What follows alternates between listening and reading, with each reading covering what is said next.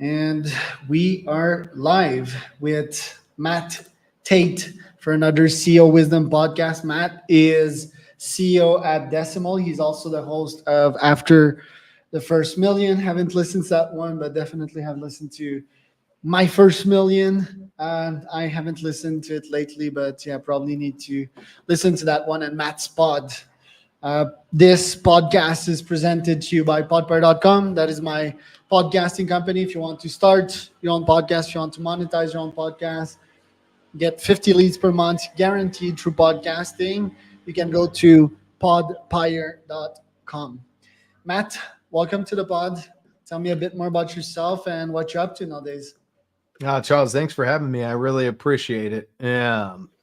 It's it's funny. This is, like you said, I'm the CEO of Decimal. I'm fairly new to the whole social media and podcasting. And, ultimately we do bookkeeping as a company, but the goal is really just to make it easier to be a business. And company does that through helping people take over the boring stuff. And I try to do it by normalizing what it's like to be a CEO and an owner. I mean, you get it. This is my third company. And as I tell people all the time, being an entrepreneur, being a business owner I love it. It's awesome for me, but it's not easy. And some days it feels like 90% terrible and 10% awesome. Other days it feels like 100% terrible. And sometimes you get a lucky day and it's 100% awesome. There you go. Okay. So, one, what do you do when it's not awesome? And two, do you have like a recipe to make your days awesome and, yeah, recurrently, right? And have control over that? Yeah, I think for me, what I've learned over the years is there are, I think, three parts that go into helping normalize just feeling about things and success and just all the stuff that goes into being an entrepreneur. And I think number one is focus on your mental and physical health, whatever that means for you. And number two is finding a peer group, a group of people that are similar to you, that you can just feel safe and comfortable learning, talking, and creating community with. And then three, I think, particularly for growing companies, but really for anybody, finding a coach, somebody that you pay to give you unfiltered advice and who will tell you, who'll hold up that mirror and tell you when you're being an idiot. Did you acquire that self consciousness after having, I would guess, many coaches? Or, yeah, because I probably had 10 to 15 coach in the last decade as an entrepreneur and as CEO. Yeah. I always had that mentality that I'm like an Olympic athlete and I need a coach for this, a coach for that. And after some time, I really had that radical self-awareness. Gary Vee is always about that, although I don't often quote Gary Vee, but yeah, just knowing who I am, where I fuck up, and did you acquire that over the years? Yeah, I definitely did. This is the third company that I've either started or run. And unfortunately and fortunately, I learned the hard way through not doing a lot of this that I needed it. And I really kind of pieced all of it together. And, for me, one of the biggest things is, as business owners and entrepreneurs, and I think particularly first timers, you think of life as, I have to invest in my company. I have to invest in my career. And I think when you truly reach happiness and when you truly start to reach like what success looks like to you, you also think, I have to invest in myself. And it's like you said, I love that Olympic athlete analogy, because it's totally true. The more you invest in yourself, the better you're able to produce results. And whatever those results are, if you're a solopreneur, if you have, like us, we've got about 80 employees, if you have thousands, if you just have a couple, the more you invest in yourself, I think the better you are capable to handle the ups and downs and to normalize success and failure. I love that. The podcast, did it bring some self-awareness as you're observing yourself, asking questions as a host, or listening to your guests and seeing yourself in them? Yeah, I would also say that, like, for me, reaching a point of self-awareness is what put me in a position to really feel comfortable starting a podcast. And then doing the podcast, like you said, has helped me dive deeper. I mean, for me, I kind of think of businesses in three generalized phases. You have your kind of startup phase, which is I have an idea, I'm turning that into real money, I'm turning that into a company. But then you also have what I call the messy middle. And this is what we talk about a lot on After the First Million podcast is then you have to build a company. And it's that oh shit moment of like, hey, we've kind of reached 1 million in revenue, and oh shit, I got to build a real company, which means all the stuff that I've fought against and hated, like processes and HR and like all the crap that just can suck about running a business, I now have to do because that's what's going to make us successful. And that's a tough place for a lot of us entrepreneurs is you flip out of startup phase and you flip into scale phase and process phase. And how do you do that? And I think that's also a tough, it's not just tough from a fundamentally how do you do it, but it's also mentally tough because it really challenges who we are as people and how we start to look outside of ourselves to solve problems too.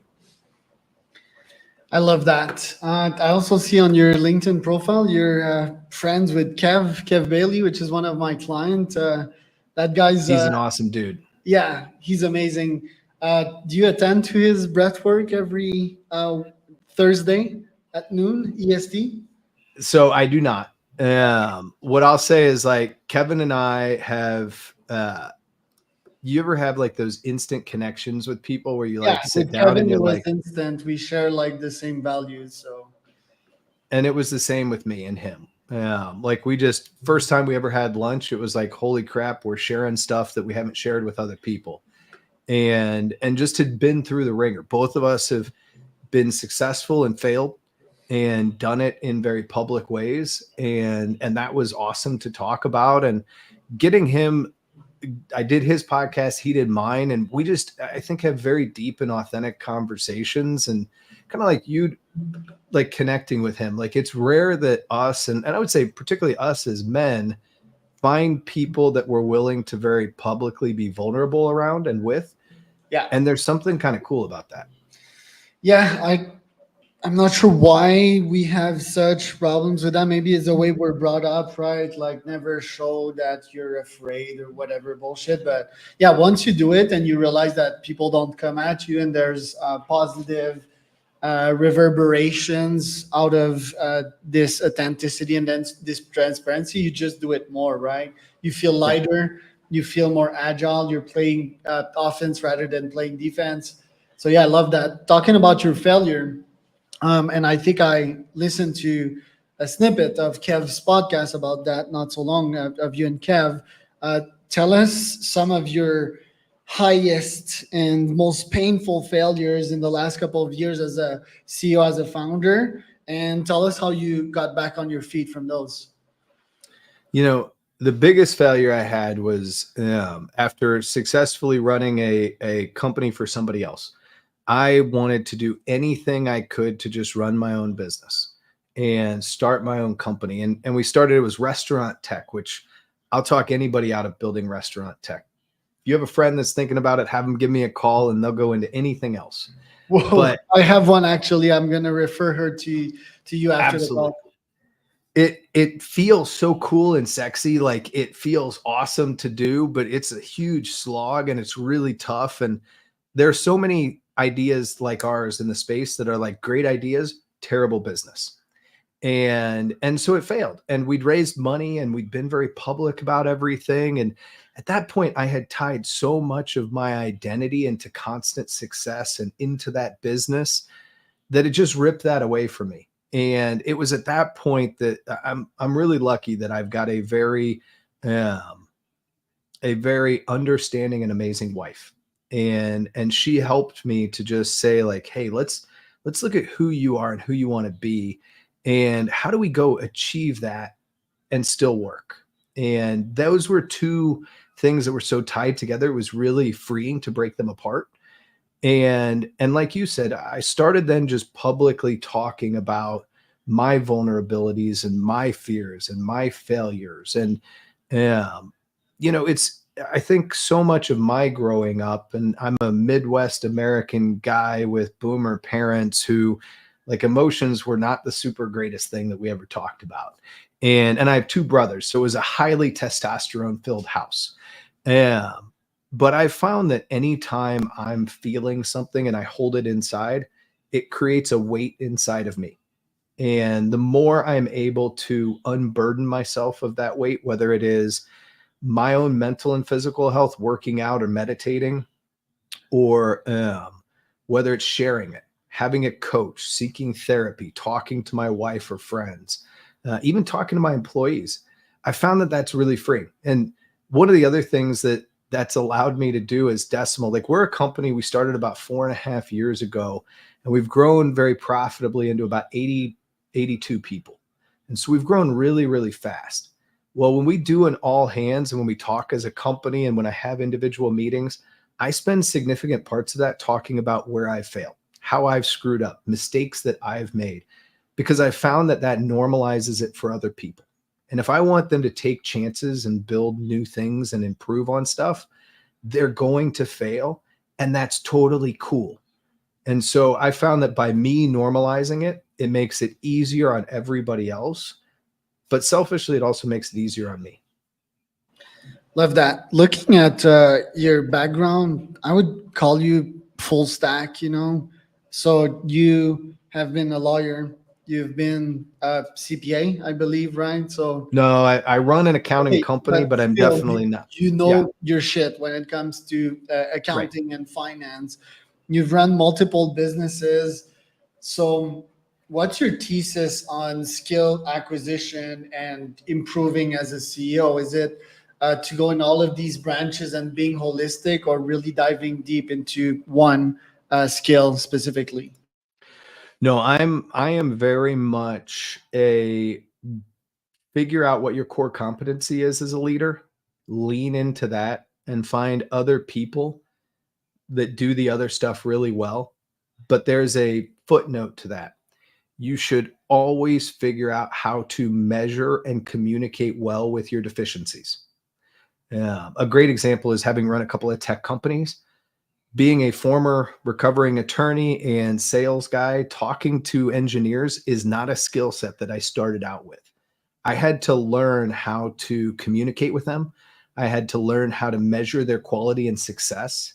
I had to learn their language. I didn't, as a CEO, sometimes, and I think as kids in particular, my kids are this way. They're like, you need to be able to talk to me how I need to be talked to. And I tell them that's exactly wrong. Your job is to figure out how to communicate with other people on their level. And when you do that, you free them up to communicate better with you. And so I am a big believer in core competencies. Like, there are things that I suck at. Process is one of those. I have a great COO, Michael, who is amazing at processes. And I basically say he runs the business, I run the company.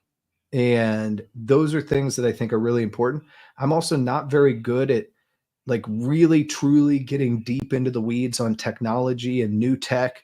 I'm kind of good at understanding who's going to be good at it, but diving deep into it is not my skill set. But my co-founder, Jacob, that's his.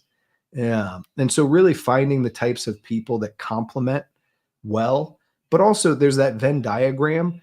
And for me, a lot of that Venn diagram is very deeply intertwined with our company values, that they value the same things as us and as me.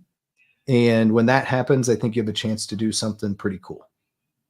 I love the content that you put out on your LinkedIn. You talk about some of your thoughts, some of your mental models.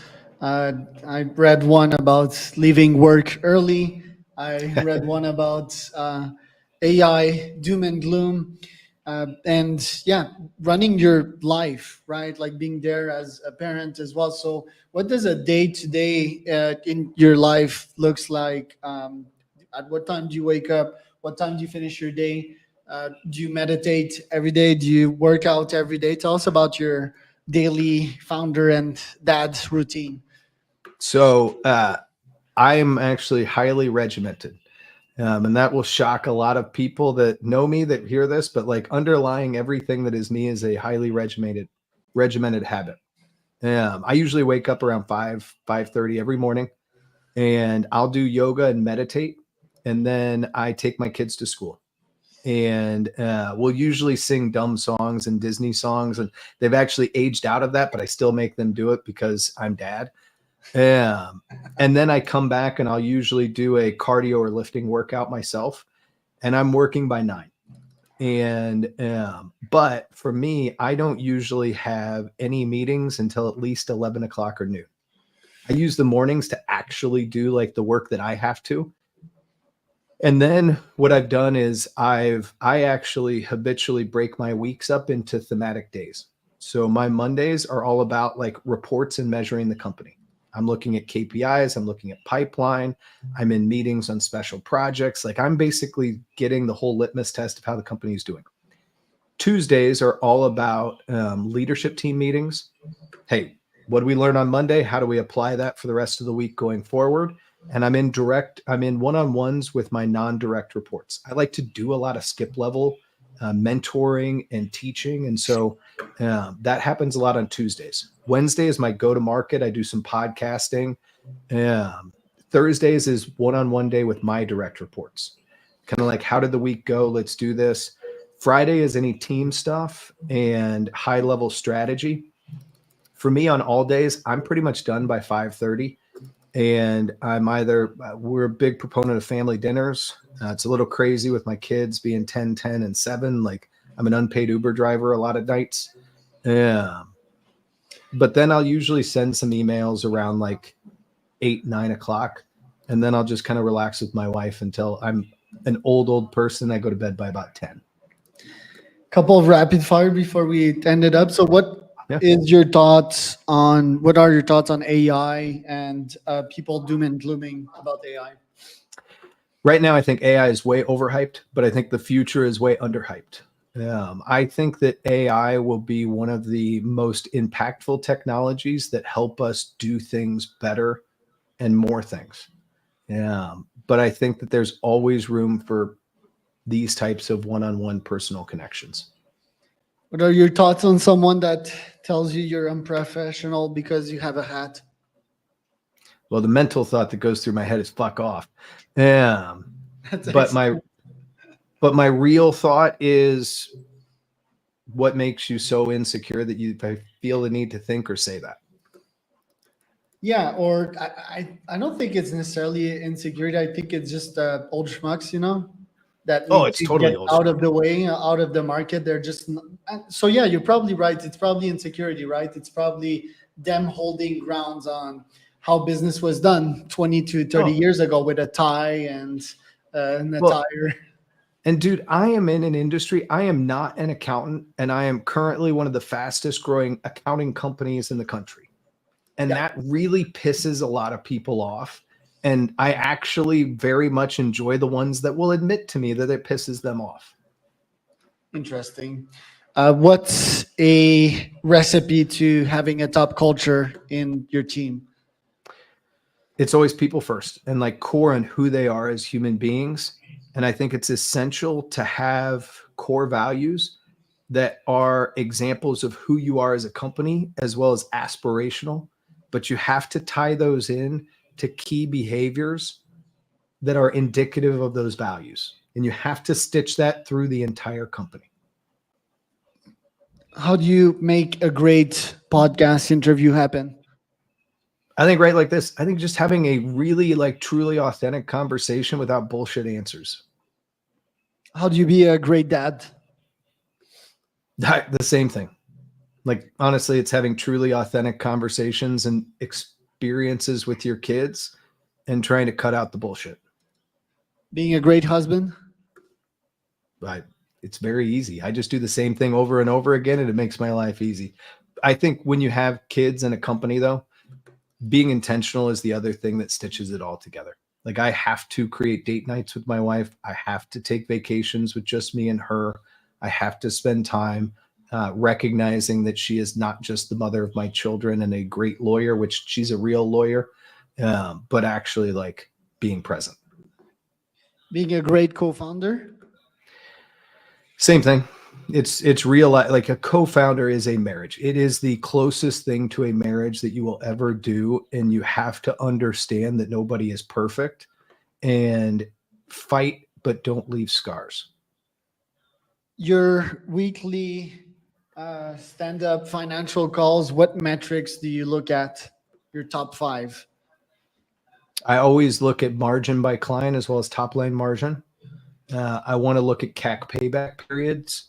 I want to look at response. So I go with non-financial metrics. I look at response times on client communications is exceptionally important. And I look at total value of every stage of my pipeline. As an ex-lawyer, what do you advise founders to be careful of? Is it just always being transparent and making sure you're having contracts, is that everything is clear with people? Is that enough? Or do you have other advice for founders? I think that's one. The other thing that remote has done really well is it's given you the ability to record a lot of things, which give you a lot of good proof points. Love it. Well, Matt, thanks for today. Where can people find out more about you? Love to have people join the podcast, follow the podcast after the first million, and follow me on LinkedIn. Just Matt Tait.